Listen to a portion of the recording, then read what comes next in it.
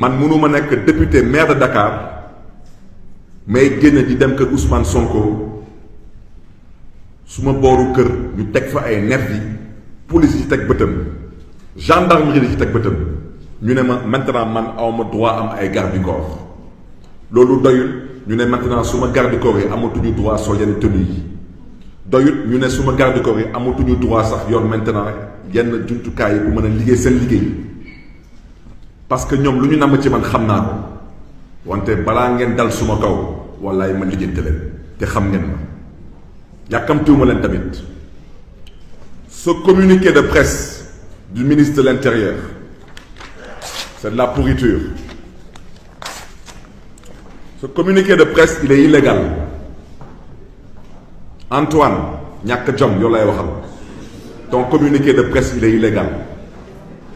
Comme tu n'es pas capable de pouvoir protéger le maire de Dakar que je suis, comme tu n'es pas capable de pouvoir protéger l'hôtel de ville qui accueille la mairie de Dakar, qui est la capitale du Sénégal, maintenant tu nous sors ton torchon pour venir nous dire que nous n'avons pas le droit d'être escortés par nos gardes du corps, que amatuñu droit am kaaraange, que képp ku ànd ak ñun di sol yenn yére yi wala di sol yenn équipement de protection individuelle, que képp ku ko def da ngay dal ci kawam da ngay fooy sa xel parce que masque à gaz yi fii lañ ko jënd fii Dakar kon yéen fan ngeen nekkoon bañ koy jënd fan ngeen nekkoon ba ñooñu di fi jaay ay masque à gaz yéen fan ngeen nekkoon ba ñi nekk fii di ñu jaay ay gilet pare-balles fan ngeen nekkoon ci état bu ngeen xam ne ni c'est un état qui a des services de renseignement. damay wax loolu yëpp parce que l'heure est extrêmement grave ñii lu leen troisième mandat jaral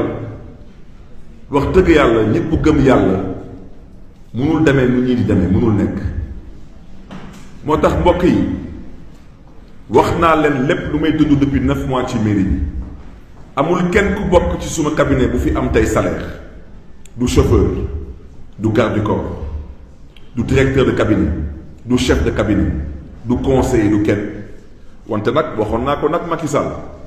danaa ko nag man maay meeru Dakar te képp ku nangu di ànd ak man képp ku nangu di ma liggéeyal dinaa def suma képp kattan ba weer de su dee di nga fayee ko incha allah. xeex ngeen fi Guy Marius Sagna anamu tey de mi ngi ci assemblée nationale su ngeen amoon tuuti xel ngeen xam ne ni fi yàlla kese moo fi nekk